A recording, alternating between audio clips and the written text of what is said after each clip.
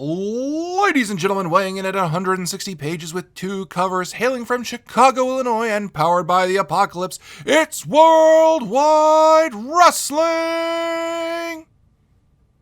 I'm Big Mike, and this is the tutorial for Worldwide Wrestling.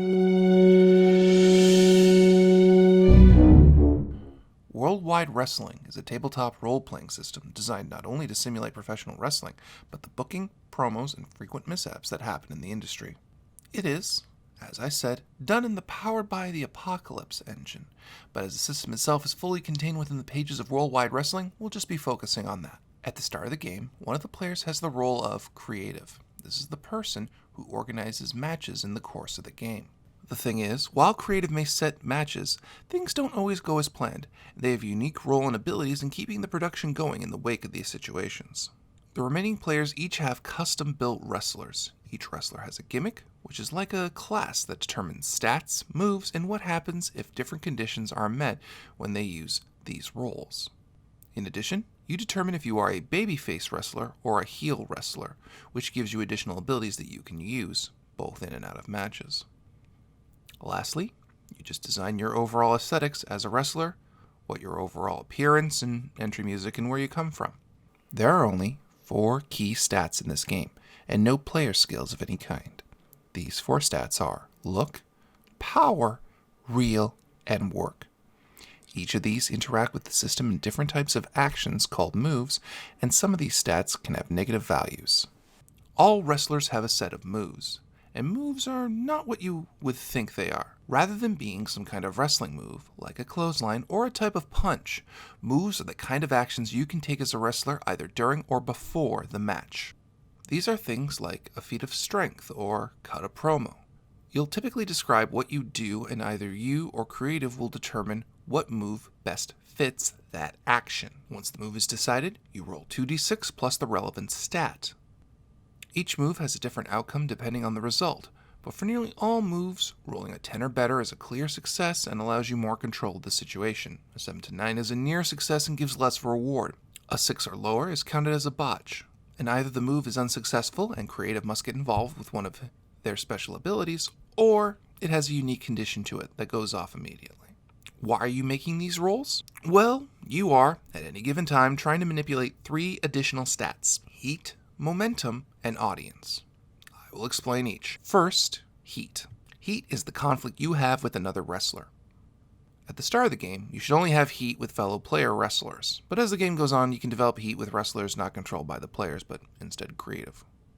Starting heat is determined at character creation as each player builds their characters. Additionally, heat that you have with another wrestler only applies with you in their direction, not the other way around. They may have a different value for you. During the game, if your heat is +4, which is the maximum, at the end of your match you'll gain an additional +1 audience. If you don't interact with someone you have heat with during a session or episode, that heat goes down. The term for 2 wrestlers who do have heat with each other is known as feuds, and these feuds end usually when creative says so. The next is momentum. Momentum is a kind of currency that you earn throughout the episode. Various things determine how much you start with, but it can go up or down throughout the episode. You can spend momentum to improve the results of your moves. The last is audience. Audience is the big metric for this system and is as close to a health meter as one gets, even though we have an injury track, which I will explain in a bit. Ideally, you want to keep your audience meter as high as possible. As the higher it goes, the more invested the audience is, and the better it is for you, and the better the promotion does. Now, if you hit the maximum audience value of +4, or the lowest value of 0, you gain advance, which improves or changes your character in some way. However, if an episode ends and you are at 0 audience, you are fired, and you have to retire that character immediately and start a new one. Lastly, did I mention injury? Injury affects each wrestler differently depending on their gimmick, and each gimmick and move has different ways of earning it. Some abilities are beneficial when having at least 1 injury. That being said, if a player maxes out their injury, they cannot be booked for an episode and they have to remain off for it. Once creative books a match, a set number of players and non-player wrestlers are set up for their matches. The player or players will roll to either cut a promo or work the audience, both moves in this game, and whoever did better gets control of the narrative flow of the match. Momentum is usually a good measure for that. At that time, a player who is not in the match can choose to be the announcer who helps hype events and pump up the other wrestlers, but that has its own part that you can read the rulebook for. During the match, as I said, the controlling player narrates the sequence of events in the match, with the other wrestler assisting, and once they narrate to a high point in the action, they roll one of their 4 stats, depending on what they want to showcase. On a 10, you gain 2 momentum and 1 heat with your opponent. On a 7 to 9, you either retain control and start a new sequence, or you give your opponent control and gain 1 momentum. On a botch, you are countered, and you give 1 of your momentum to your opponent and they take control. If you have no momentum, they still get 1. The other player can take control by spending 1 momentum in what is known as an interrupt. Players can also use other moves to affect the situation depending on their gimmick. The match ends when creative calls for it, the players run out of momentum, or the players are just done with the match.